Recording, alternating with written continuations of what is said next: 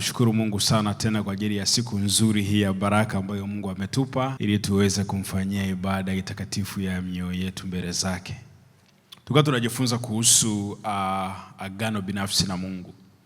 Na tukaona ni agano binafsi na Mungu kwanza kwenye maandiko linaitwa ndio agano la sadaka. Na tukaona agano binafsi na Mungu maana yake ni wewe uweze kupatana na Mungu ili katika kila kitu ambacho Mungu anakuwa anakupatia wewe, Mungu utakuwa unampa asilimia ngapi. Kwa ukifanya hivyo tunasema umefanya agano na nani? Na Mungu. Kwa hiyo ni vizuri tutafakari na ujue katika kila kitu ambacho Mungu atakuwa anakupa wewe, Mungu aweze kupata asilimia fulani, na itakuwa ni baraka sana kwenye maisha ya kwako.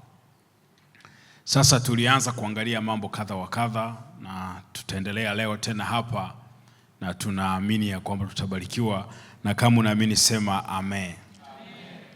Tukaanza kuangalia matokeo ya kufanya agano na Mungu. Tuangalia matokeo ya kwanza ni maongezeko. Mtu ambaye amefanya agano na Mungu anapata nafasi ya kuongezeka. Na nikakueleza namna gani ambavyo mtu anaongezeka na kanuni na utawala maongezeko nikakueleza, na tukapita kwenye mambo kadha wa kadha ambayo siwezi kuyarudia tena. Sasa leo angalau ni kuongezee matokeo ya pili ya mtu ambaye amefanya agano na Mungu kwenye maisha yake inakuwaje. Matokeo ya pili ni ambayo tutazungumzia leo ni kuhusu uchaji. Mtu aliyefanya agano binafsi na Mungu anapata nafasi ya kuwa mchaji. Mtu mwenye agano na Mungu ndiye anayeitwa mchaji mbele za Bwana. Maandiko yanasema nikusanyieni wacha Mungu wangu wote waliofanya nami agano kwa njia ya dhabihu. Anaposema nikusanyieni wacha Mungu, alafu anaelezea hao wacha Mungu ni watu wa aina gani. Anasema wale waliofanya nami agano kwa njia ya dhabihu. Kwa hiyo kila mtu ambaye amefanya agano na Mungu anajiweka kwenye mazingira ya kuwa mcha Mungu. Na ndio maana sasa tutaangalia mambo kadha hapa, alafu tutaelewa vizuri. Kuna mambo kama matatu hivi nataka niyazungumzie hapa haraka. Sasa sijui notice zako zinasemaje. Jambo la kwanza ni kuna tofauti kati ya uchaji na wokovu. Kuna tofauti kubwa kati ya uchaji na wokovu. Mtu anaweza akawa ni mcha Mungu akiwa hajaokoka, na mtu anaweza akawa ameokoka na sio mcha Mungu. Kwa nataka usichanganye hivi vitu viwili pamoja ukafikiri ya kwamba ukishamwamini Yesu kuwa Bwana na Mwokozi wa maisha yako unakuwa umekuwa mcha Mungu. Hapana. Kuna watu ambao ni wapagani ni wacha Mungu. Halafu tuna watu ambao ni Wakristo ni waamini na sio wacha Mungu. Kwa usichanganye hivi vitu usivichanganye kwa pamoja. Sasa tuanzie ile Zaburi ya 85 mstari wa 9. Maandiko yanasema hakika wokovu wake u karibu na wamchao. Umeshasahau tayari? Tulisema yale maandishi mekundu ni ya wote. Haleluya. Yale ya kijani mniachie mimi. Bwana Yesu asifiwe sana. Maandiko yanasema hakika wokovu wake u karibu na wamchao. Kuna kitu hapo kinaitwa wokovu. Kuna kitu kinaitwa wamchao au mchaji. Maandiko yanasema hakika wokovu wa Mungu uko karibu na wamchao. Sasa hebu tuweke mchoro hapo ili uweze kuona vizuri. Kuna huyu mtu ana taratibu. Kuna huyo mtu anaitwa ni mcha Mungu. Alafu kuna kitu kinaitwa wokovu. Kuna mtu yupo anaitwa asiye mcha Mungu. Kwa huyu ni mcha Mungu na yule sio mcha Mungu. Alafu kuna kitu kinaitwa wokovu. Kuna kitu kinaitwa wokovu. Sasa maandiko anasema hivi, hakika wokovu wa Mungu uko karibu na wamchao. Kila anayemcha Mungu, wokovu uko karibu na yeye. Kwa asiyemcha Mungu, wokovu uko mbali na yeye. Kama mcha Mungu yuko karibu na wokovu, basi uchaji sio sawasawa na wokovu. Ila tu kila anayemcha Mungu, wokovu uko karibu na yeye. Kwa lugha nyepesi ni kwamba uchaji unavuta wokovu. Kama uchaji unavuta wokovu, basi uchaji sio wokovu.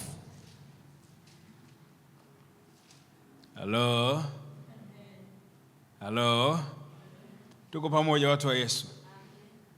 Kama wokovu upo karibu na wacha Mungu, maana yake waliookoka sio wacha Mungu, ila kila aliyemcha Mungu, wokovu unakuwa karibu sana na yeye.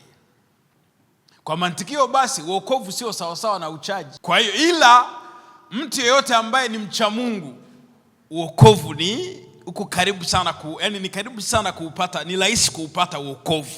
Ukisoma kitabu cha Matendo ya Mitume kinasema palikuwa na mtu mmoja Kaisaria, jina lake Kornelio, akida wa kikosi kilichoitwa Kiitalia, mtu mtaua na mchaji wa Mungu. Mtu mtaua na mchaji wa Mungu. Huyu Kornelio alikuwa ni mpagani, alikuwa ni Mrumi, hakuwa ameokoka, ila ni mchaji wa Mungu. Ila kwa sababu ya uchaji wake alipata wokovu. Watu wa Yesu, Bwana asifiwe. Hujawahi kumuona mtu ni mpagani anapita karibu na kanisa anavuta sigara, akijua hili ni kanisa anazima sigara yake anaficha? Huyu mtu ni mchaji, ana hofu ya Mungu. Uchaji maana yake ni hofu ya Mungu. Nyewe wazungu mnaita fear of the Lord, ndio tunazungumzia uchaji. Kwa huyu mtu ijapokuwa hamwamini Mungu, ila ndani yake ana nini? Ana hofu. Hujawahi kukaa mahali mnapiga story ukaongea neno baya, au mtu akaongea neno baya ukasikia mtu mwingine kabisa, mtu wa mataifa anamwambia, wewe unasari wewe, mbona unaongea hivi? Huyo ni mpagani, ila ana hofu ya Mungu. Anajua watu wenye Mungu hawako kama huyu alivyo, japokuwa yeye sio kama yeye, ila anajua kwa hofu ipo japokuwa hajamwamini Yesu. Alafu kuna watu ambao wapo kanisani, kutukana, matusi makubwa kwao ni kawaida. Na ukitaka kujua watu wana matusi, mtu awe anaendesha gari akaribia kugongwa na mtu barabarani, unashangaa hivi ni Mkristo mwenzangu? Kuna tusi linatoka na wasa, hivi huyu tunasali naye huyu kweli? Kwa yupo kanisani, ni mtoto wa Mungu, ile hofu ya Mungu hana. Kwa ile ya kwamba umeokoka haimaanishi wewe ni mcha Mungu. Kuna watu unakuta ni mtu wa mataifa kabisa. Mkiwa mnaishi yoyote, labda unahitaji labda hata ukumbi kwa ajili ya kufanya ibada, akishajua tu nyewe mnafanya ni kitu cha kanisa, ni kitu cha ibada, anawapunguzia 40% hata 40% na hasari. Au ni mtu wa njia ile nyingine. Au mnaenda kwa mtu, mnataka gari, mnataka kusafiria, labda ni mnaenda kwenye injili mahali, akisikia tu ni watu wa kanisa anawaambia, basi nyewe kwa sababu nyewe ni issue ya kanisa mtanipa kiasi hiki. Alafu tuna watu wapo kanisani, tukitaka kununua vitu vya kanisa wanatupiga. Yaani maiki ya 1,000,000 wanatuambia 1,800,000 laki 8 na laki 8 tajini. Yaani anafanya udalali wapi? Kanisani. Na huyu mtu ananena kwa lugha, misamiati migumu kweli, mpaka Roho Mtakatifu leo anatafuta kabisa dictionary, lakini ni mpigaji, ni mtoto wa Mungu. Ila ambacho hana ni hofu ya ya Mungu. Kwa ile ya kwamba wewe ni mwana wa Mungu haimaanishi una hofu ya Mungu. Kwa kanisani watu wengi ni watoto wa Mungu, wameokoka, mbinguni wataenda, ila sio wacha Mungu. Kwa ile ya kwamba wewe ni mtoto wa Mungu haimaanishi wewe ni mcha Mungu. Na ile ya kwamba kuna mtu sio wa njia yetu, ni mpagani, anaweza kawa ni mcha Mungu. Kornelio alikuwa ni mtu wa mataifa, alikuwa ni Mrumi, anaongoza kikosi cha ni akida, anaongoza kikosi chake cha kiaskari, lakini ni mcha Mungu. Ila kupitia ule uchamungu wake wokovu kafika nyumbani mwake. Kwa nini? Kwa sababu hakika wokovu wa Mungu, wokovu wake ukaribu na wamchao. Kwa hiyo kila anayemcha Mungu amejiweka kwenye mazingira mazuri ya kupata wokovu kwenye maisha yake. Inawezekana ni wokovu wa kwenda mbinguni, wokovu wa ndoa yake, wokovu maana yake ni kuokolewa kutoka kwenye hatari, ndio maana ya wokovu. Ikitokea kuna ajali kubwa imetokea, gari imeanguka, wewe umeokoka, hukufariki, hukuumia, tunasema umefanyaje? Umeokoka. Umepata nini? Wokovu. Tuna tatizo moja kwenye lugha. Neno likitumika sana mahali fulani, lile neno linakuwa ni mali ya hiyo field. Kwenye lugha tunayo shida. Yaani neno likitumika sana eneo fulani, engo fulani, linamiliki kile kitu. Mnafahamu kuna mifuko zamani kunaitwa Rambo. Mnaifahamu ile mifuko? Hata kama ile mifuko haina picha ya Rambo, bali hata nini? Rambo. Mnafahamu hizi petrol stations zinaitwa Shell. Lakini Shell ilikuwa ni kampuni mojawapo ya nini? Lakini kwa sababu ndio ilitumika, yani ilijimilikisha. Ndivyo tuna shida ya lugha. Leo hii nikija kusema hapa kanisani, jamani leo tutamtolea Mungu kafara, mtatoa nyie? Lakini kafara ni sacrifice. Nikiwaambia leo tutatoa kafara, mtatoa nyie? Hamtatoa, mtasema mtumishi huyu sasa. Kwa nini tuna shida hiyo ya lugha? Hasa nikisema wokovu kuna mtu anawaza mambo ya kwenda mbinguni. Kwa sababu neno hilo limemiliki mambo ya kwenda mbinguni kuwa kama ndio maana yake peke yake. Hapana. Wokovu maana yake ni kuokolewa kutoka kwenye hatari, ndio maana yake. Sasa kila ambaye anamcha Mungu, wokovu wake upo karibu. Sasa kama unatokea kanda ya Ziwa unaweza kuelewa vizuri.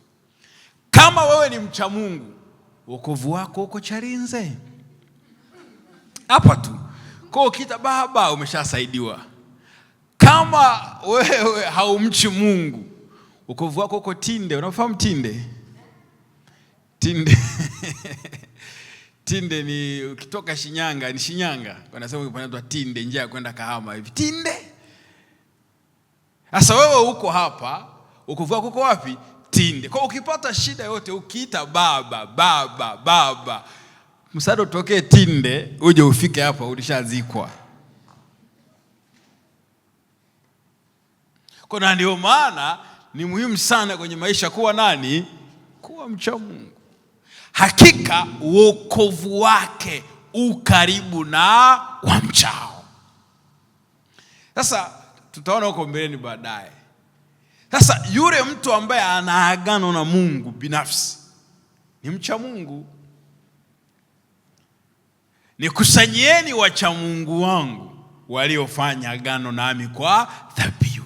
Kwa mtu anayeishi na agano binafsi, katika kila kitu ambacho Mungu anampa, anachukua asilimia fulani anatoa kwa Bwana. Huyo ni mcha Mungu moja kwa moja. Na kwa sababu hiyo na kwa mantiki hiyo, huyu mtu wokovu wake upo wapi? Upo karibu. Kwa hiyo nitaka uone hilo jambo. Twende jambo la pili nadhani. Jambo la pili. Tuangalie maana ya ucha Mungu, ya uchaji. Sasa nimekutofautishia ili usichanganye madesa. Nataka nionyeshe maana ya kumcha Mungu. Bwana Yesu asifiwe sana. Kitabu cha Wafalme wa pili sura ya 17 mstari wa 24 mpaka 28. Ndiko anasema hivi: naye mfalme wa Ashuru akaleta watu kutoka Babeli na Kutha na Ava na Hamath na Sevaimu, akawaweka katika miji ya Samaria badala ya wana wa Israeli, wakaumiliki Samaria, wakakaa katika miji yake. Hebu naomba nisikize kidogo hapo, twende pole pole. Hii scenario ifahamu. Ashuru ni Syria. Wale ambao wafahamu, Ashuru ni Syria. Sasa mfalme wa Syria alichokifanya, alienda kuiteka nyara Israeli, Yuda. Baada ya kuanza kuiteka nyara na kuitawala, akawachukua watu wa pale Betheli, wa pale Yuda, akawahamisha, akawapeleka kwa mataifa tofauti tofauti. Wakati alikuwa ndio kama anatawala hilo eneo lote. Akawapeleka Babeli, akawapeleka Kutha, Ava na Sevaimu. Halafu akaenda akawachukua watu wa mataifa, watu kutoka Babeli, kutoka Ava, akawaleta ndio waje wakae kwenye ile nchi ya Israeli badala ya wana wa Israeli. Mfano tu, Trump aje hapa akuchukue wewe, akuhamishe Bongo, akupeleke ukakae Marekani. Na mtu hapa anawaza iwe kweli. Nimesema ni mfano. Wewe uko na sisi hapa Bongo. Na utafanikiwa hapa katika jina la Yesu. Unaona? Kwa awahamisha wapeleke huko. Halafu aende akachukue Wanyarwanda, awachukue watu wa Uganda, awachukue wa Kenya na Warundi na wa Kongo, awalete waje wakae Tanzania badala ya wa Tanzania. Tuko pamoja? Tuko pamoja? Ndio maana ya mfalme wa Ashuru akaleta watu kutoka Babeli na Kutha na Ava na Hamathi na Sevaimu, akawaweka katika miji ya Samaria badala ya wana wa Israeli, wakaumiliki Samaria, wakakaa katika miji yake. Basi ikawa wakati ule walipoanza kukaa huko, hawakumcha Bwana. Kwa hiyo Bwana akapeleka simba kati yao, nao wakawaua baadhi yao. Hawa watu walipoletwa kukaa kwenye nchi, hawakuwa wanamcha Bwana, na kwa sababu hiyo na kwa mantikio, Mungu akaleta simba, na wale simba wakaanza kuwaua baadhi yao. Swali: kwa nini Mungu alileta simba ili kuwaua watu walioanza kukaa Samaria? Naomba majibu. Majibu ni, najua kuna mtu alikuwa anajibu hilo ila anaogopa kutaja. Na hii shida hajaanza leo, tangu akiwa olevo. Walimu akiuliza swali hanyoshi mkono, ila jibu analo ni la ukweli. Akinyosha mwingine akijibu, na mimi kwa hilo ndio jibu langu hilo. Jibu ni hawakumcha. Okay, sawa. Haya, ndio mtumishi wa Bwana. Kwa hiyo wakamwambia mfalme wa Ashuru, wakasema, wale watu wa mataifa uliowahamisha na kuwaweka katika miji ya Samaria hawaijui kawaida ya Mungu wa nchi. Hawaijui kawaida ya Mungu wa nchi. Kwa hiyo amepeleka simba kati yao, na tazama wanawaua kwa sababu hawaijui kawaida ya Mungu wa nchi. Watu wakampelekea ripoti, taarifa mfalme wa Ashuru. Wakamwambia hivi, wale watu wa mataifa uliowaleta waje wakae Samaria na Betheli hawaijui kawaida ya Mungu wa nchi. Kwa sababu hiyo Mungu amepeleka simba kati yao, na wale simba wanawaua baadhi yao kwa sababu hawaijui kawaida ya Mungu wa nchi. Swali: Kwa nini Mungu alipeleka simba katikati ya wale watu waliokuwa wanakaa Samaria ili wawaue? Naomba jibu.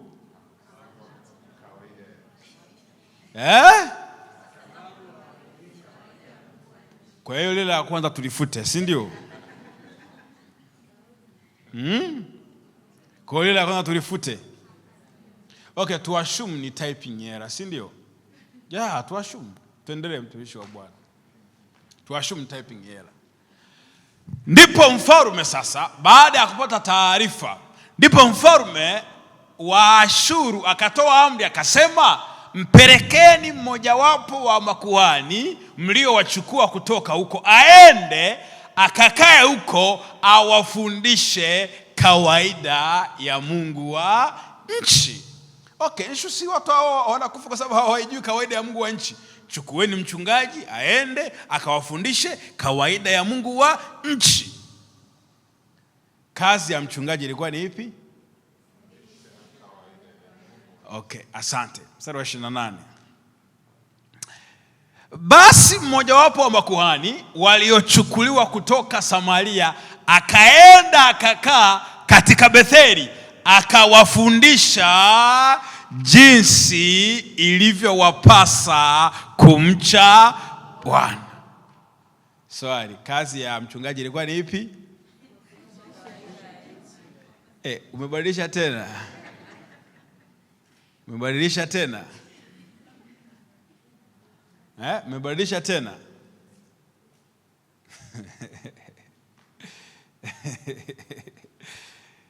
Au Biblia inajichanganya. Sasa iko hivi kwenye lugha. Sasa hii ni taaluma. Haya sio mahubiri. Sasa hapa nataka nifundishe lugha. Na hapa hii mtalipia. Mahubiri ni bure, ila kwenye taaluma mnalipia.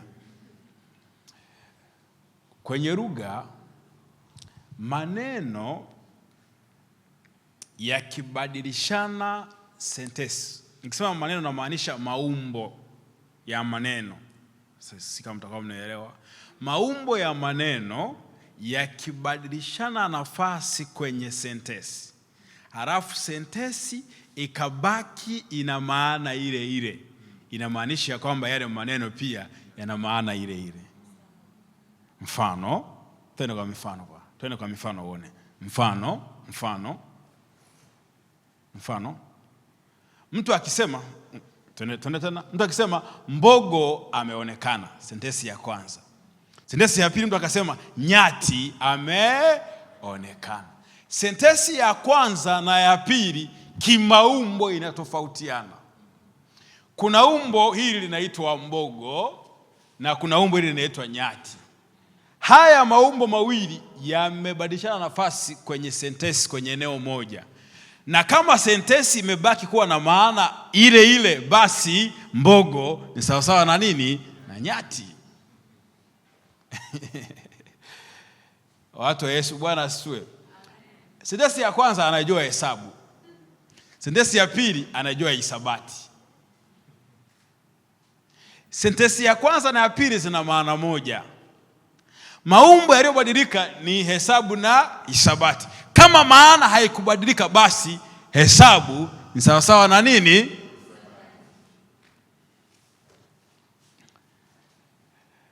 Anapenda fedha, anapenda pesa. Sentensi ya kwanza anapenda fedha, sentensi ya pili anapenda pesa. Hizi sentensi mbili zote zina maana moja, ila maumbo yaliyobadilika ni fedha na pesa. Kama maana ya sentensi haikubadilika, basi fedha ni sawasawa na pesa.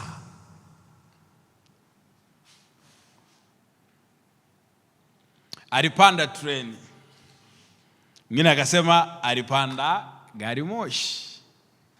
Sentensi mbili tofauti, lakini maana ni moja. Ila maumbo yaliyobadilishana nafasi ni treni na gari moshi. Kwa hiyo treni ni sawasawa na gari moshi. Tuishie hapa, si ndio? Hii mtalipia. Sasa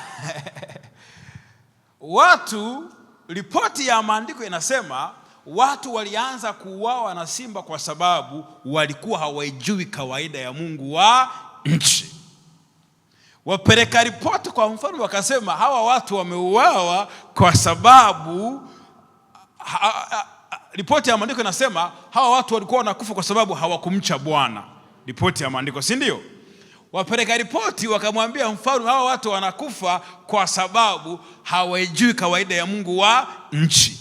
Mfalme akamwagiza mchungaji aende akawafundishe kawaida ya Mungu wa nchi. Mchungaji alipofika akawafundisha jinsi ilivyowapasa kumcha Mungu. Kwa mantiki hiyo basi, kumcha Mungu ni kuishi kawaida ya Mungu wa.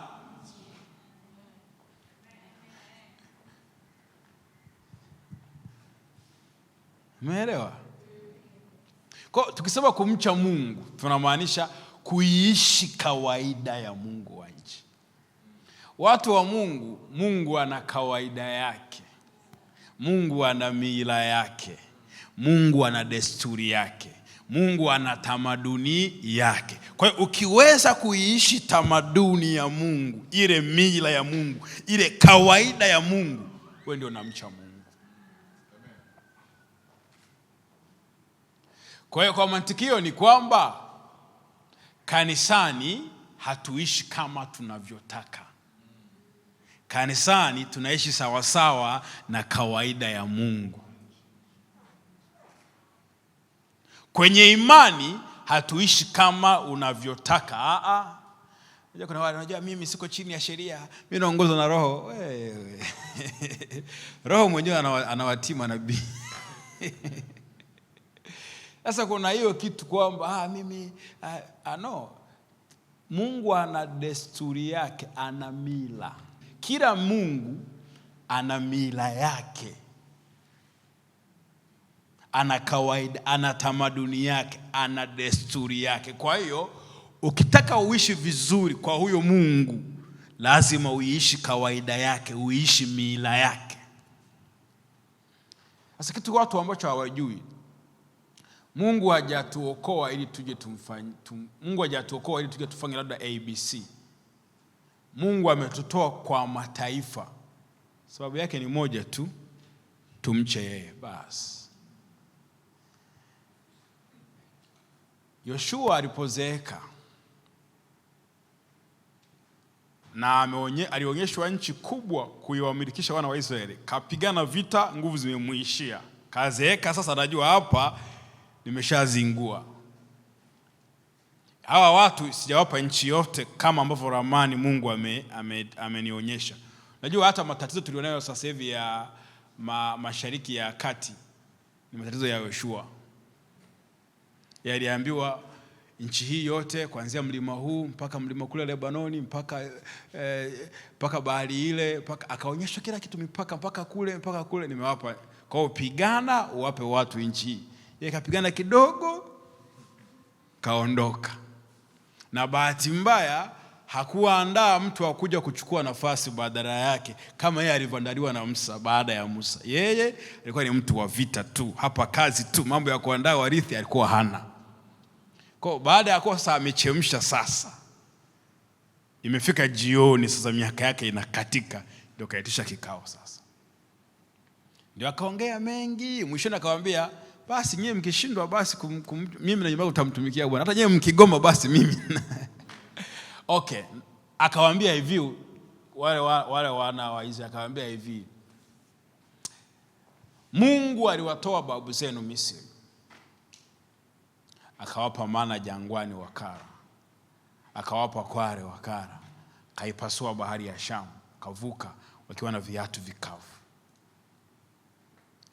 Akawaambia, akamwangusha mfalme Ogu wa Bashani, mfalme Sihoni wa Waamori, akaiangusha ngome ya Yeriko, akawaleta ninyi mpaka kwenye nchi hii ambayo ninyi mnakula mizabibu msioipanda, mnakula zeituni msioipanda. Basi mcheni yeye mkamtumikie. Kwa anawaeleza lengo la Mungu kuwatoa huko kote Misri, anataka mumche yeye. Lengo la Mungu kuwatoa watu wa mataifa watoke kwa mataifa waje wakae Samaria na Betheli. Lengo lake anataka wamche yeye, na kumcha Mungu ni kuishi kawaida yake. Na desturi ya kawaida kabisa ya Mungu, mila nyepesi ya kawaida ya Mungu ni anapokea sadaka. Kila Mungu duniani anapokeaga sadaka. Kila Mungu. Hii ni principle ya kifarume. Kila mfarume anapokeaga zawadi. Vyote ni vya kwake, lakini lazima baada ya muda fulani aletewe mahindi, aletewe kondoo, lakini vyote ni vyake.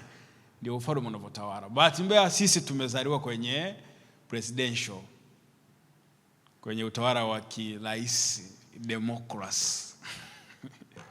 Ndio maana mpaka mnabageni na Mungu. Sasa Mungu, sasa zakate hii tuache labda mwezi ujao tu. Kwa sababu umezaliwa kwenye democracy. Ila kwa Mungu hii ni kingdom. Mungu sio rais. Yesu sio president. Yesu ni king, ni mfalme. Hasa kuna namna ambavyo ufalme unaoperate ni tofauti na urais unavyo-operate. Rais ili ya operate mpaka si lipite bungeni, lijadiliwe, lipitishwe mara. Sasa mfalme hayuko hivyo. Mfalme akisema amesema na asiulizwe. Fikia tu Mungu akasema usizini. Sasa kwa nini nikizini Mungu anashida? Usizini. Hamna maelezo, hamna chochote. Ni imeishia hapo. Sio kama unajua ukizini utapata magonjwa, hataki usizini. Ameishia hapo. Sasa ukiweza kuishi kawaida ya Mungu wa nchi, ukiishi mila yake, unamcha Mungu. Sasa swali, wewe unaishi kawaida ya Mungu ama unapuyanga kivyako vyako? Unaelewa Mungu anapokea zaka, unaelewa Mungu anafanya 1 2 3, Mungu anataka ubosi, anataka aombwe kila wakati, anataka asifiwe kila wakati. Mfalme lazima asifiwe, ambaye mfalme utaishi milele. Usiposema hivyo unakufa. Ndani. Hata basi muangalia hata movies za Kikorea basi za kifalme zile muone. Mfalme anataka sifa kila wakati. Ambaye mfalme yani kakosa, unajua kuna zile movies za Kikorea, kosa kidogo tu mfalme unaweza naomba nife tu kwa kosa hili. Kosa gani? Sukari kaweka nyingi kwenye chai. Mtu anaomba afe kwa kosa hilo. Sasa ndio wafalme ndio wanaoperate hivyo. Sasa Mungu ni mfalme, kwa mfalme ana mila yake. Sasa sisi tunaishi kwa Mungu, kwake, nyumbani kwake. Halafu hatuishi mila yake. Kwa mwisho wa siku kuna simba kwenye maisha yetu, wanakula biashara, wanakula familia, na tunahangaika kuwakemea tukijua kutoka kwa shetani, kumbe ni kwa mfalme mwenyewe, kwa sababu hatuishi sawa sawa na mila yake. Fikiria kuna watu wangapi ambao kuna vitu vyao vinaharibika kwenye maisha yao kwa sababu wako kwa Mungu na hawaishi kawaida ya Mungu. Kwa tunakaa kwa Mungu, tunaishi kivyetu vyetu. Na anayejua kawaida ya Mungu wa nchi ni kuhani, na wewe hautaki kuchungwa. Ukiambiwa huku usiende, wewe unainua miguu yako umeshaenda. Ukiambiwa hiki hapana, wewe kuhani ndio anayejua kawaida ya Mungu wa mchungaji wako, ndiye anayejua kawaida ya Mungu wa nchi.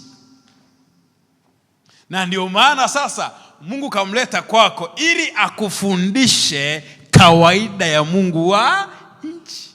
Sasa hautaki kufundishwa. Hutaki kufundishwa, hutaki kuchungwa. Ukiwa na kundi kubwa la mbuzi, kuna mbuzi 3 mpaka 1 hawachungikagi. Yaani hata ufanye nini kasha kimbilia mahindi ya watu. Yaani si miaka yetu wakati tunachunga, mkishaenda polini mbali na nyumbani, mnamchukua yule, mnaenda na kamba mmeficha. Mchukua yule mbuzi, mnamfunga, mnamweka mahali, mnachukua fimbo, ni mnachapa fimbo. Lakini bado mkimfungua tu yani yuko hivi, lakini bado mkimfungua tu anakimbia mashamba ya watu.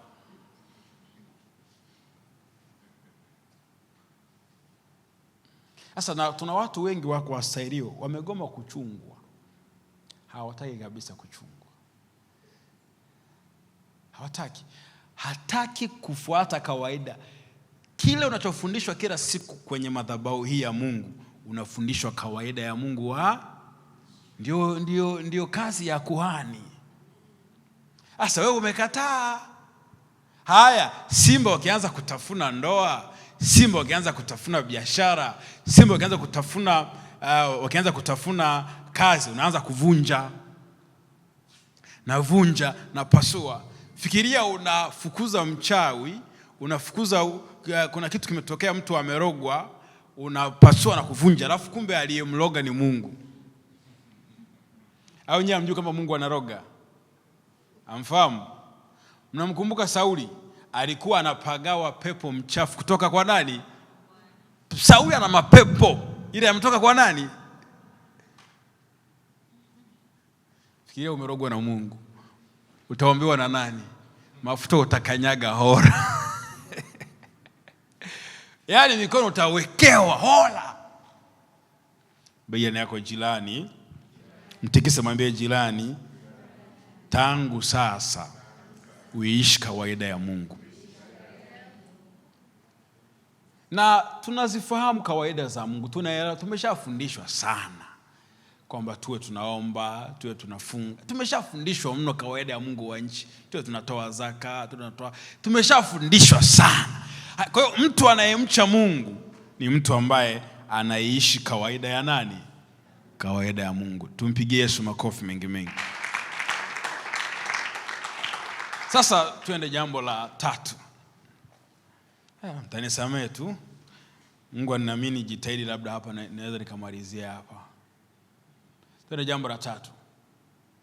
Hapo hiyo ndio jambo la 3 hilo. Ni uchaji unaweza ukapimwa. Uchaji unaweza ukapimwa. Yaani unaweza ukajipima wewe kama unamcha Mungu ama unazingua. Si ndio yaani unaweza ukajipima mwenyewe, ukajiangalia, hivi mimi namcha Mungu ama nazingua. Nafikiri itakuwa kipengele kizuri hapo. Nadhani tukifika mwisho hapo, wale wa toba mtaanza kutubu. Nafikiri hapa tutaanza kupoteza, tutabaki wachache. Uchaji unaweza ukapimwa. Kitabu cha Mwanzo 22 mstari wa 1 hadi wa 3. Tamu sana hii. Nasema hivi, ikawa baada ya mambo hayo, yapi? Ukasome sasa sura 21. Haleluya. Ikawa baada ya mambo hayo, Mungu alimjaribu. Sasa hii ni tamu sana. Ukisoma kitabu cha Yakobo, anasema hivi,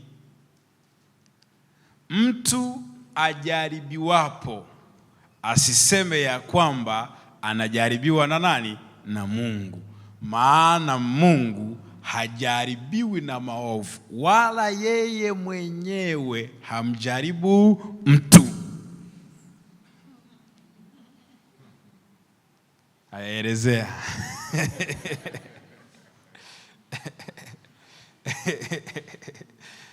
Mtu ajaribiwapo asiseme ya kwamba ninajaribiwa na Mungu. Maana Mungu hajaribiwi na maovu, wala yeye mwenyewe hamjaribu mtu. Halafu ikawa baada ya mambo hayo, Mungu alimjaribu Ibrahim. Maana yake inawezekana Ibrahim sio nani? Sio mtu.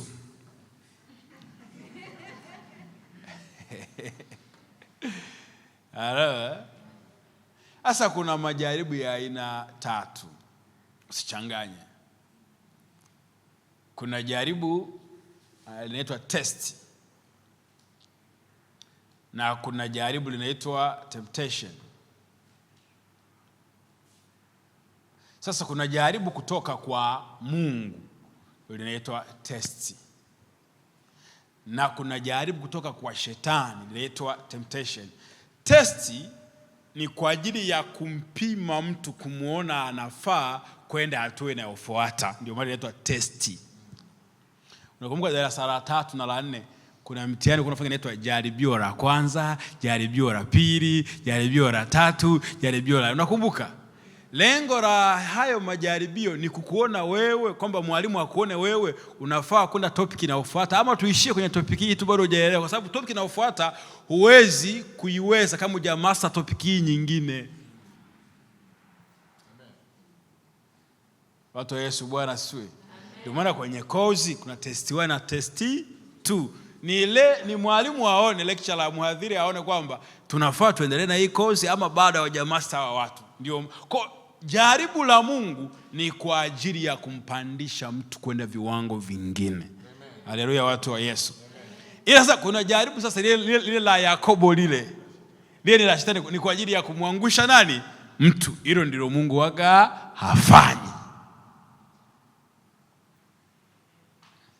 Alafu sasa jaribu la 3 ni jaribu lako wewe mwenyewe. Uzuri ni kwamba jaribu la shetani lina mlango wa kutokea na jaribu la Mungu lina mlango wa kutokea, ila jaribu lako mwenyewe halina mlango wa kutokea. Yosema maana mtu hujaribiwa kwa tamaa yake. Wewe unaimba, mwalimu wa kwaya anakuambia wewe ni mwimbaji wa kimataifa, inabidi tuongeze muda wa mazoezi. Mwalimu wa kwaya hajaoa na wewe hujaolewa, anakuambia uje nyumbani kuanzia saa 4 tufanye mazoezi ya ziada ili umaster vizuri, utaimba vizuri sana. Na wewe unabeba kipochi chako maskini, unamuita boda wako, unapanda, unaenda saa 4 usiku.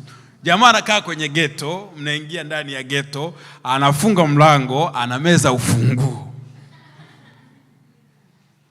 Hilo jaribu halinaga mlango wa kufanyaje? Ukiona unapita kwenye jaribu na huna mlango wa kutokea, ni jaribu lako mwenyewe. Umejaribiwa kwa tamaa zako mwenyewe. Haya. Kwa hiyo sasa nataka uone ya kwamba Mungu alichokifanya kwa Ibrahimu alimtesti. Ndio maana ukisoma Biblia ya Kiingereza wametumia neno nini? Test. Kwa Mungu alimjaribu Ibrahimu. Alikuwa anampima, akamwambia hivi, Ibrahimu, akasema mchukue mwana wako wa pekee umpendaye Isaka, ukaende zako mpaka nchi ya Moria, ukamtoe sadaka ya kuteketezwa huko juu ya mlima mmoja wapo nitakao kuambia. Ibrahimu akaondoka alfajiri, akatandika punda wake, akachukua vijana wawili, akaenda zake. Sasa nisikize vizuri. Mungu anamwambia Ibrahimu, mchukue Isaka mwana wako wa pekee umpendaye, uende naye mpaka nchi ya Moria, ukamtoe sadaka ya kuteketezwa katika mlima mmoja wapo nitakao kuambia. Ibrahimu, naam baba. Na nisikia mwanangu? Ndio baba. Mchukue Isaka? Ndio baba. Ukamtoe sadaka? Ndio baba. Moria? Ndio baba. Kwenye mlima mmoja wapo nitakao kuambia. Kuna information zimemiss. Zipi? Specific area. Moria kuna milima mingi. Kwa hiyo kwenye mlima mmoja wapo, hiyo nitakwambia. Maana yake ni kwamba wakati mwingine, mara nyingi, Mungu kwenye maisha yetu anaenda hatua kwa hatua. Hata taarifa anatoa hatua kwa, ukitii na kuifanyia kazi taarifa ya kwanza, ndio taarifa ya pili inakuja. Kwa Ibrahimu lazima mchukue Isaka, uanze safari. Ukifika tu Moria nitakwambia. Kama hujafika Moria sitakwambia. Kwa kwenye maisha ukipata nuru, idea fulani, angalau tu unapa kuanzia, anza. Mambo mengine mbele ya safari yatakuja. Watu wa Yesu, Bwana asifiwe sana. Akamuita Ibrahimu akamwambia, toka wewe katika nchi ya baba yako na jamaa zako, uende katika nchi nitakayo kuonyesha. Chukua begi, paki begi, nenda stendi ya Magufuli. Nenda wapi Mungu? Ukifika pale stendi ya Magufuli sasa, nitakwambia unaelekea Morogoro ama Mtwara. Watu wa Yesu, Bwana asifiwe. Mungu wetu ni Mungu wa hatua kwa hiyo ukipata hatua, ukipata wazo la kwanza, lifanyie kazi. Hata kama information zina miss, anza kwanza. Ndio iko hivi. Mungu kabla mtu hajamwambia jambo lolote, waga anampa uwezo kwanza wa kukamilisha hilo jambo. Yaani kabla Mungu hajakwambia chochote kile, kwa hata kama kuna information zina miss, kabla hajakwambia lazima kwanza akupe uwezo. Akawabarikia, akawaambia zaeni mkaongezeke. Kabla hajawaambia wazae, alifanyaje kwanza? Ufalme wa Mungu umefanana na kabaira aliyetaka kusafiri. Akawaita watumwa wake, akawapa fungu 10, akawaambia fanyeni biashara, kisha akasafiri. Kabla hajawaambia wafanye biashara, aliwaita kwanza, akawapa fungu 10, ndipo akawaambia wafanye nini? Hivyo ndivyo ufalme wa Mungu unavyofanana. Kabla Mungu hajakwambia kitu, anakupa uwezo.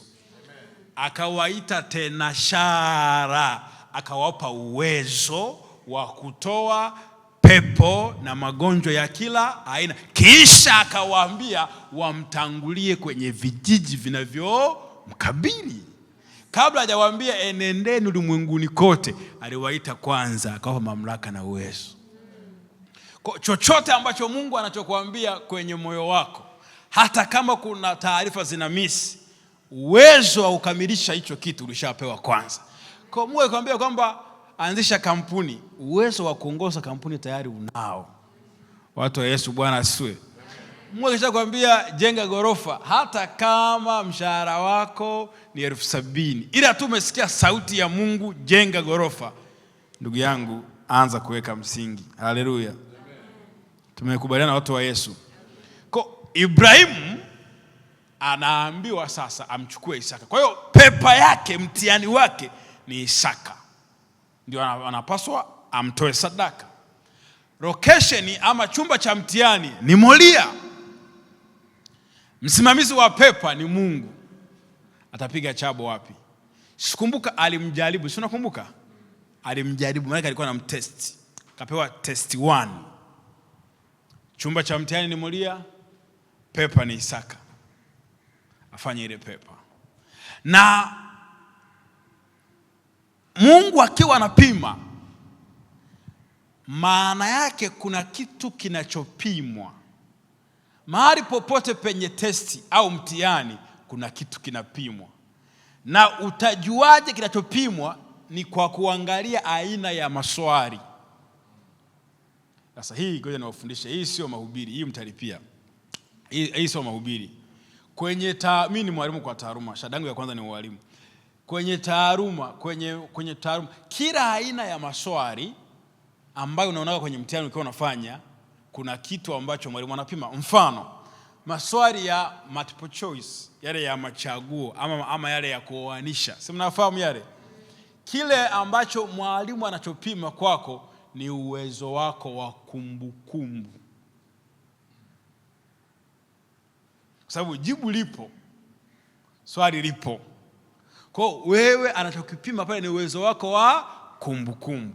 Yale maswali ya kujaza nafasi ambazo zimeachwa wazi, anachokipima mwalimu pale ni uwezo wako wa kukalili.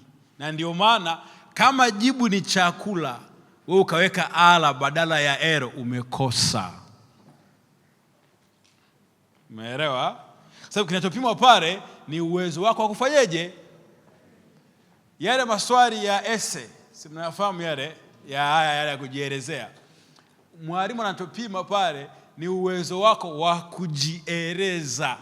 Sio pointi, uwezo wako wa pointi waga ni zile. Cheap labor. Poor government support. Ila akisoma introduction pale ndio anaanza kukuzingatia. Okay, sawa. Msali miwili ya kwanza, okay, ndio unazingatiwa sasa. Kwa hiyo unapata vyema wote, ila kwenye alama sasa huyu anampa 8, huyu 5. Ila point mliweka wote sawa. Kinachopima pale sio point, ni uwezo wako wa kujibu. Na unaweza kama umeenda OP, yani umekosea kabisa, umeenda njia lakini ukapewa alama 3 au 2. Kwa nini? Kuna kitu umeeleza mle ambacho mwalimu amekikubali. Watu wa Yesu Bwana asifiwe. Tuko pamoja? Kwa hiyo kila aina ya swali linaamua kinapimwa kitu gani. Sasa Mungu alimpima nani? Ibrahimu. Pepa aliyopewa ni kumtoa Isaka sadaka ya kuteketezwa. Swali, Mungu alikuwa anapima nini? Kwa ili ujue Mungu alikuwa anapima nini, mpaka ukatafute pasi pepa ya Ibrahimu. Ujue alipataje. Hello? Tuitafuteti. Haya, tutafute pasi pepa. Gawa tuende mbinguni kwenye makablasha. Mstari wa 12.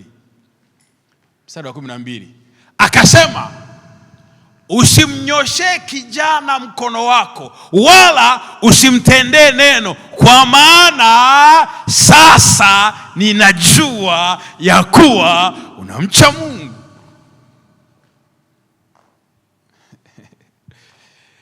Anaposema sasa ninajua, maana yake nimepata nilichokuwa ninatafuta. Nimepata nilichokuwa ninakupima. Anasema sasa ninajua ya kwamba unamcha Mungu. Kivipi? Iwapo hukunizuilia mwanao wa pekee. Ukitaka kujipima kama wewe ni mcha Mungu, hatua ya kwanza, angalia kiwango chako cha utoaji wa sadaka. Full stop.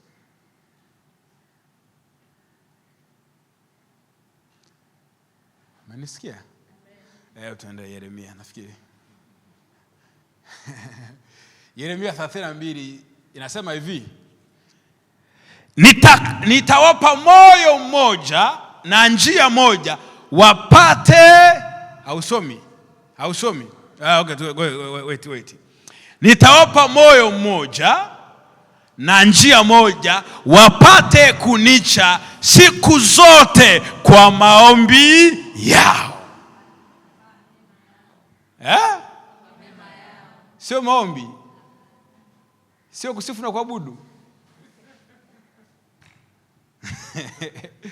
Tunamcha Mungu kwa nini?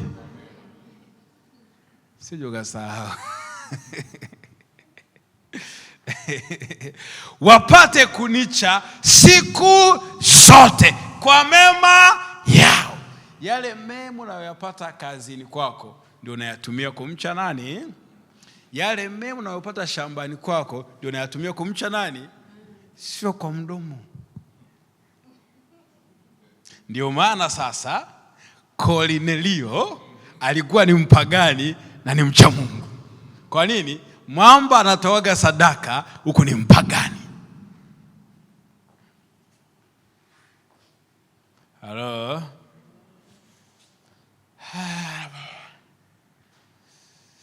Kwa hiyo sasa, ukiwa una agano na Mungu, huu mtego wewe haupo. Kwa sababu wewe katika kila kitu ambacho Mungu anakupa, unatumia hicho cha kumcha. Kwa wewe kiwango chako cha uchaji kipo juu. Na ndio maana makanisani wanaoletaga vurugu ni wale ambao watoaga sadaka. Hata kwenye praise team wanaoletaga fujo vurugu kwenye kwaya ni wale ambao watoaga nini?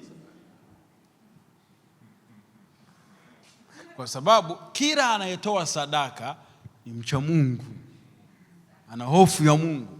Wapigaji kanisani wale ambao watoaga sadaka.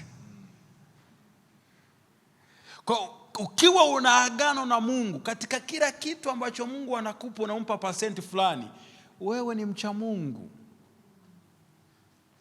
Una hofu ya huwezi kuwa sawa sawa na wengine. Watu wa Yesu, Bwana asifiwe.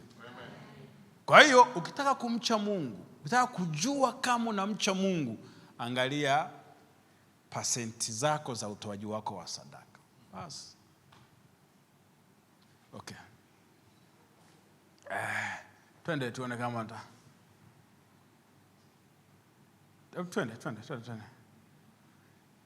Nataka nizungumzie hii ya mwisho, nadhani tumalizie hapa.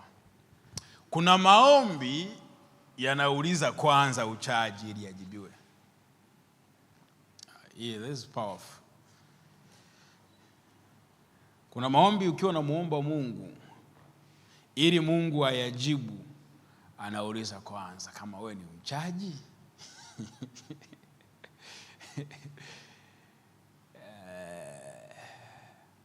Kitabu cha Waebrania 5 mstari ule wa 7 hadi wa 8.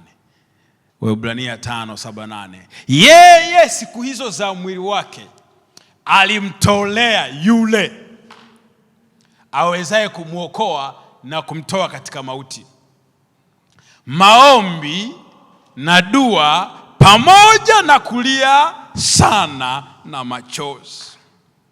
Akasikilizwa kwa jinsi alivyokuwa mcha Mungu, na ingawa ni mwana. Akasikilizwa kwa jinsi alivyokuwa mcha Mungu, na ingawa ni mwana. Si kila maombi Mungu anakujibu kwa sababu wewe ni mwana. Mengine mpaka uwe mcha Mungu. Kwa level ya wana iko chini, inayofuata ya juu yake ni ya wacha Mungu. Yesu wakati wa mwili wake alikuwaga anafanya maombi, anafanya dua, anasali, na alikuwa anasikilizwa na Mungu kwa sababu alikuwa ni mcha. Swali Yesu, ni lini Yesu alitoa sadaka? Yeye siku hizo za mwili wake alimtolea yule. Yesu alipokuwa na mwili alikuwa anatoa. Na alikuwa anamtolea yule anayeweza kumuokoa na kumtoa kwenye mauti. Kwa wakati Yesu anaishi duniani hapa, alikuwa pia anaomba, Mungu, ninaomba nifufuke ile siku ya 3, na anatoa na sadaka kikamilifu. Wewe kwa sadaka zako ungefufuka wewe? Au tulikuwa tujapata wokovu mpaka leo? Kwa hiyo Yesu anaitwa mcha Mungu kwa sababu enzi hizo wakati akiwa na mwili alikuwa anamtolea yule anayeweza kumwokoa na kumtoa kwenye mauti. Na ndio maana sasa, pamoja na maombi sana, pamoja na kulia sana na kufunga sana, huyu Yesu alikuwa anasikilizwa, si kwa sababu tu ni mwana wa Mungu, kwa sababu alikuwa ni mcha Mungu. Maana yake kumbe wakati mwingine kuomba sana bila kuwa mcha Mungu inaweza kuwa ni kumsumbua Mungu wetu, na umuache.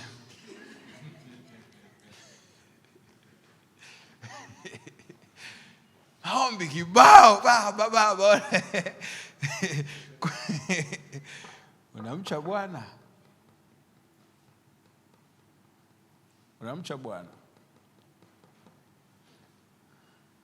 Baba naomba unipe neema.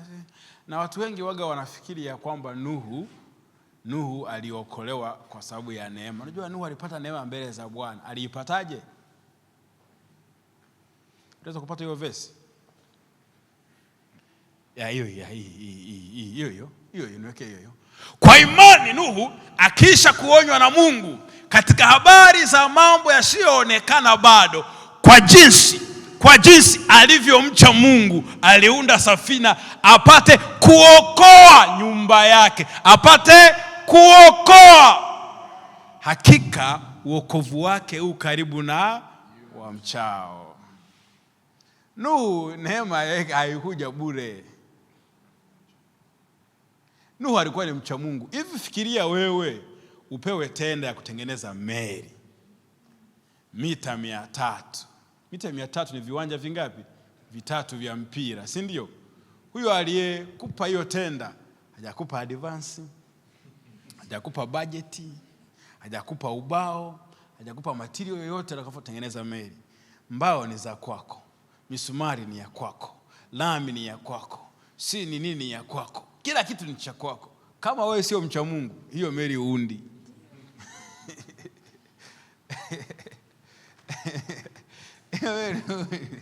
Hiyo meli huundi. Huwezi kuunda hiyo meli hiyo. Huwezi. Mpaka wewe ni mcha Mungu. Sasa Yesu alikuwa mcha Mungu. Nuhu alikuwa mcha Mungu. Kina Rutu walikuwa ni wacha Mungu.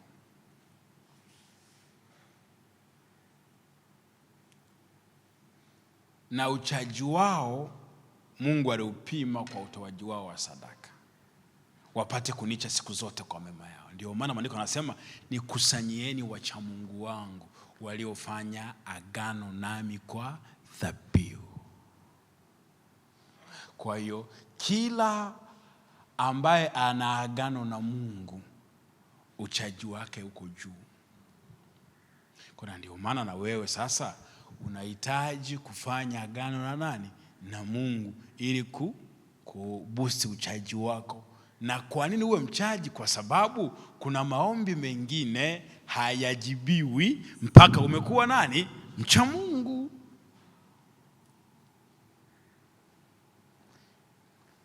Nimeomba sana lakini Mungu, nimeomba sana lakini jibu hili hapo sasa. Nimefunga sana, nimelia sana mtumishi wa Mungu. Yaani sioni mbele wala nyuma. Sina hili, sio hata lile pia sina mtumishi. Wewe ni mcha Mungu? Tunaanzia hapo, wewe ni mcha Mungu? Mtumishi, nafikiri Mungu asikii kabisa. Yaani naona asikii kabisa. Yaani wale wenye tabia ambaye ndio wanaolewa, lakini mimi nimejitunza mpaka. Wewe ni mcha Mungu? Yesu alikuwa mcha Mungu. Ni kweli wewe ni mwana. Mimi sijakataa. Hata Yesu alikuwa ni nani? Ila kuna majibu alikuwa hajibiwi kwa sababu ya wana wake. Kwa sababu alikuwa ni mcha Mungu. Akasikilizwa kwa jinsi alivyokuwa mcha Mungu. Kwa unahitaji uwe na agano na Mungu. Katika kila kitu ambacho Mungu atakuwa anakupa, Mungu apate asilimia fulani.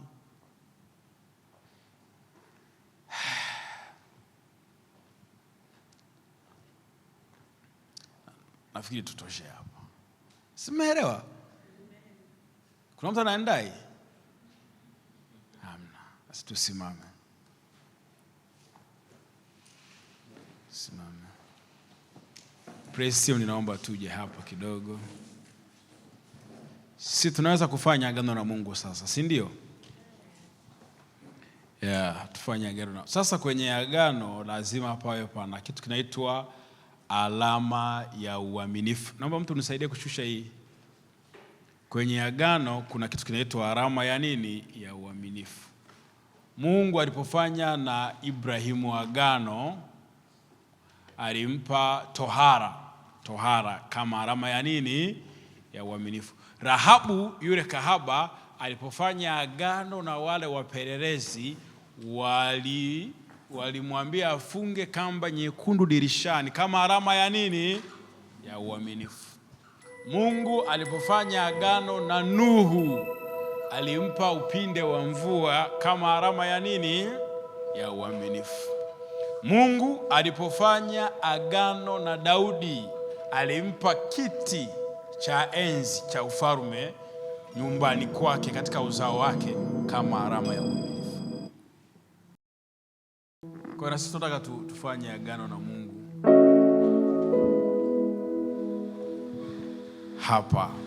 Najua umeshatafakari pasenti zako, wewe unataka kumpa Mungu asilimia ngapi? Mimi nitakuongeza tu kwa maombi machache tu kwa muda mchache, then utaanza kufanya hivyo. Sasa alama yetu ya uaminifu itakuwa tu ni sadaka. Tupale sadaka yetu kwa ajili ya kuweka agano na Mungu. Niombe kama unaweza kuishika hiyo sadaka. Tupale tu sadaka kwa ajili ya kuweka agano binafsi na Mungu. nadhiri yangu ya mbele. Nadhiri yangu ya mbele funika tu macho yako daima, hata ije siku ile ya kuonana kwa salama. Nadhiri yangu ya mbele nitaiweka daima, hata ije siku ile ya kuonana kwa salama. Nadhiri yangu ya mbele nitaiweka daima, hata ije siku ile ya kuonana kwa salama. Nadhiri yangu ya mbele nitaiweka daima, hata ije siku ile ya kuonana kwa salama. Nadhiri yangu ya mbele nitaiweka daima, hata ije ya kuonana kwa salama. Maana tumekwisha patana, mimi wake yeye wangu, na sasa nitamwandama nikiri neno lake. Tumekwisha patana, mimi wake wangu, sasa nitamwandama nikili neno la Mungu. Tumekwisha kupatana, mimi wake wangu, sasa nitamwandama nikiri neno lake. Moyo tulia, moyo wote kwa Bwana. Kiini cha raha yako, kuna njia mbili tena. Yesu ndiye njia yako. Moyo tulia, moyo tulia. Kiini cha raha yako, maana huna njia mbili, huna njia mbili tena. Yesu ndiye njia yako. Moyo tulia, moyo tulia kwa Bwana. Kiini cha raha yako, cha raha yako, maana huna njia mbili tena. Yesu ndiye njia yako. Nadhiri yangu ya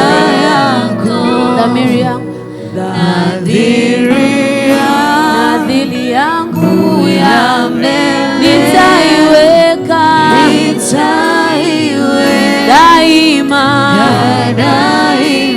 hata ije siku ile ya kuonana kwa salama. Tumekwisha kupatana, tumekwisha kupatana. Mimi wake yeye wangu, na sasa nitamwandama,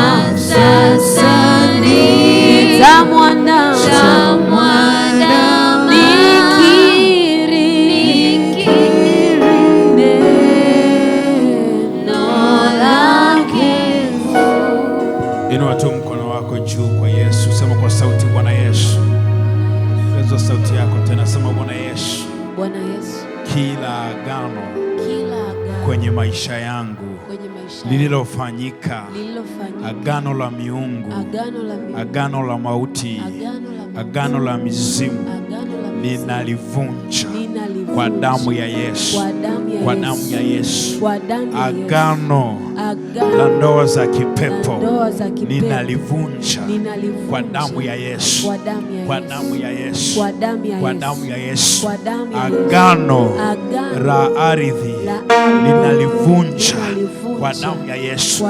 Ninatangaza kwenye ulimwengu wa roho, agano lolote la miungu, agano lolote la mauti, agano lolote na kuzimu limekuwa batili kwenye maisha yangu, kwa jina la Yesu, kwa jina la Yesu. Siku hii ya leo, Bwana, Mungu uliyeziumba mbingu na nchi, ninaweka agano na wewe, ninaweka patano na wewe, ya kwamba Bwana, katika kila kitu ambacho wewe Bwana utanipa mimi mwanao, nitakutolea asilimia fulani, kwa jina la Yesu, kwa jina la Yesu, kwa jina la Yesu. Na sadaka hii ninayokutolea kwenye madhabahu yako ni alama ya uaminifu mbele zako, ya kwamba mwanao nitakuwa mwaminifu, kwa jina la Yesu, kwa jina la Yesu.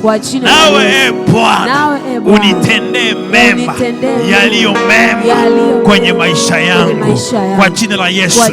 Unitembelee mimi na mambo yote niliyoyazalisha, niliyoyazaa, niliyoyaanzisha kwenye maisha yangu, kwa jina la Yesu, kwa jina la Yesu. Nami Bwana, kwenye maisha yangu nisibahatishe, niwe na uhakika wa kuishi, niwe na uhakika na kesho yangu, niwe na uhakika na amani, niwe na uhakika na kufanikiwa kwenye maisha yangu, kwa jina la Yesu. Bwana, Yesu, katika kila kitu utakachonipa nitakutolea wewe sehemu yako, kwa jina la Yesu. Amen.